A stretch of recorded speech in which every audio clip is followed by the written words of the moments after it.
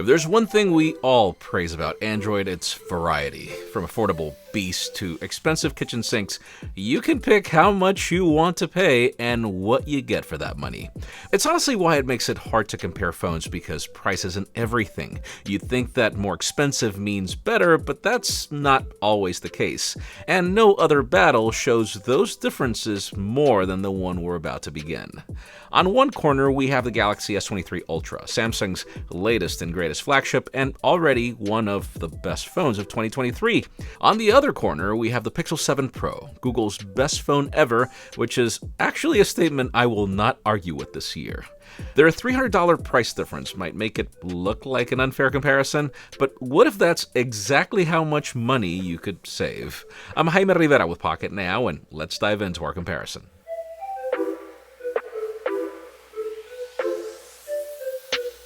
So yeah, there is some money to save at simple glance, but that's assuming you were comparing the Pixel against any other phone that matches it in features, and this is not the case here. Surely Samsung's Ultra lineup started as a photography showcase, but it's matured to be so much more than that. Visually, I'd say both phones have the looks. Samsung has opted for a more minimalistic design language, while Google does some of it, but in its own way. Samsung wins the materials department with its use of the latest Gorilla Glass Victus 2, along with the strength of its Armor aluminum, while Google is 2 generations late with the first generation Victus and no special claims for its metallic finish.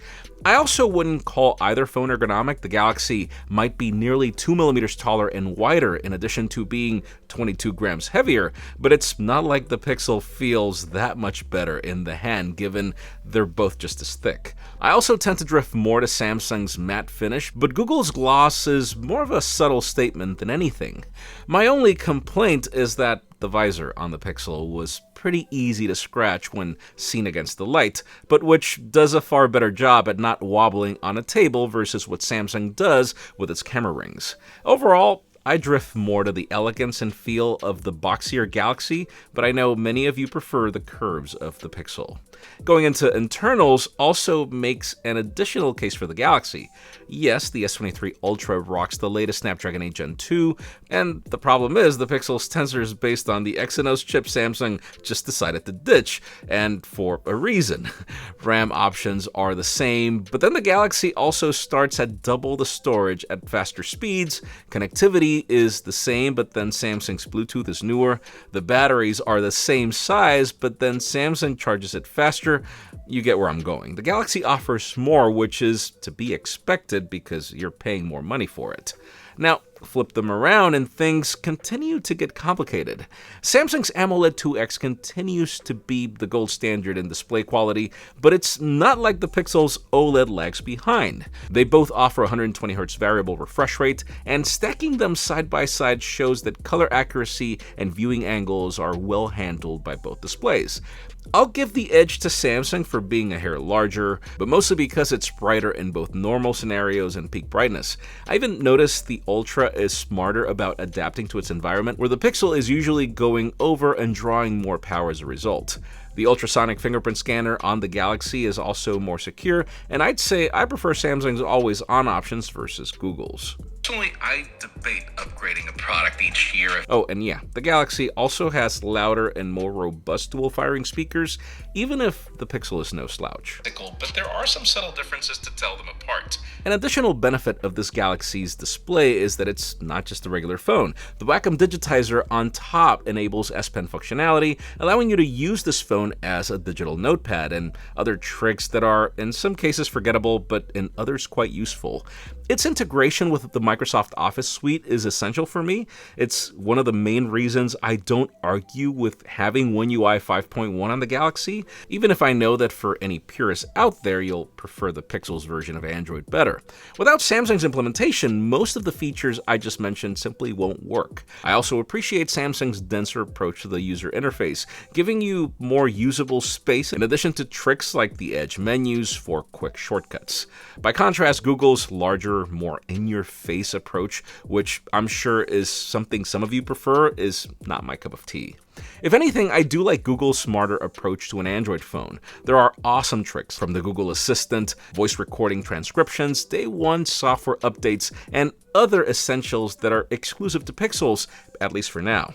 You're going to have to pick what you'd care about most, but for me, Samsung gives me more of what I care about.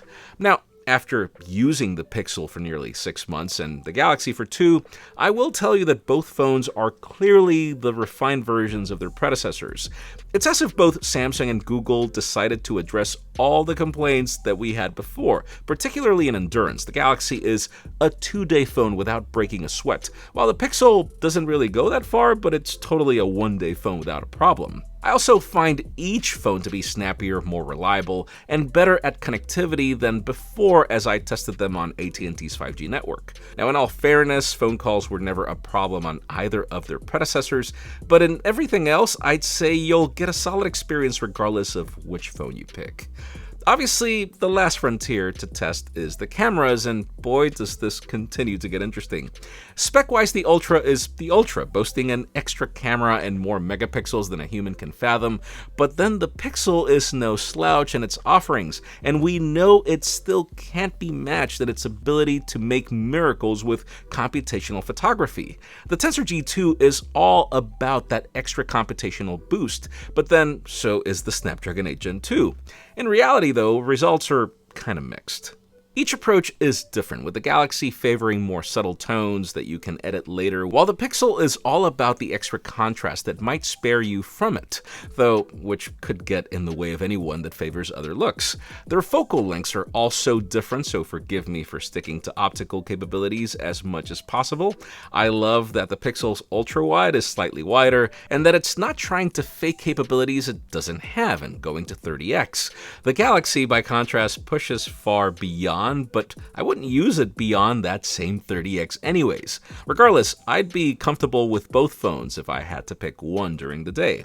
Now at night, I noticed there are cases where the Galaxy is dramatically faster at taking the shot, and that it's not like if the Pixel is giving you a brighter shot, but then once you notice the results, I will tell you that the Pixel looks a bit more true to life, where the Galaxy is able to pull a lot of light where there really wasn't much. Even better is that this applies regardless of what camera you use. I noticed the Pixel being a tad noisier, but I do prefer the grain over how Samsung compensates for detail digitally. I'm also gonna give portraits to the Galaxy. I love the contrast of the Pixel in buildings, but not in faces. I struggle with looking older than I already look, where Samsung seems to balance out the formula a bit more to not make your skin look dry. Obviously, that's a matter of taste, whether you're using the selfie camera or the standard ones, and don't worry, I turned off all the beautifying modes.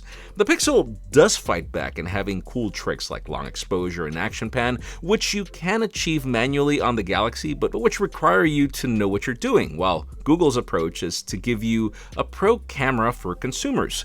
Google isn't even trying to take photos of the moon and gain controversy, but its astrophotography is pretty epic and automatic, while again, it's not that simple on the Galaxy. And then last but not least, there is video. I'm going to give it to the Pixel for a second time in a row. Samsung has invested a lot in improving its codec, but I still notice some over-sharpening and more warping than on the Pixel in tough scenarios, in addition to more noise, while Google provides more saturation in colors without these being overdone, and just a better overall result, in my opinion. I'm not really a fan of the selfie video on either, though, but if I had to pick one, I'd also give it to the Pixel, given how it handles skin tones better. The excess contrast in photography goes away in video, which is so odd, but then again so welcomed. To clarify, the Galaxy isn't bad, but it seems Google's control over Tensor is actually paying off. To conclude, I think it's fair to say that for such a dramatic price difference, this comparison is as close as it gets. The Galaxy wins on most of the elements, but of course it has to. It's a more expensive phone. The only reason I compare the Pro with the Ultra is because that's how far Samsung has to go to match the Pixel's capabilities. The Pixel's price is just too good for flagship territory. Obviously, I have to pick a winner, and this is going to be as biased as it gets. If it were my money, I would pick the Galaxy S23 Ultra, simply because it does so much more of the things that I care about. I do feel you're getting $300 more of a phone, and I'm willing to pay for that. The thing is, if I were to tell you which one to pick, well, that's a different story. I'd blindly recommend the Ultra if you could stretch that far, but the Pixel is just too good for the money. Most people forget the S Pen is there, and it's not like if the camera comparisons made the Pixel look bad. My winner is the Galaxy, but I think for most of you, there's really no need to pay more. The Pixel 7 Pro is such a great phone. Let us know which one is your winner in the comments down below, and while you're at it, follow us on social media and subscribe to our channel for more videos like this one. You can also follow me on my personal handles to do these tough comparisons for you. Please give this video a thumbs up if you like what you saw. I'm Jaime Rivera, thanks so much for watching.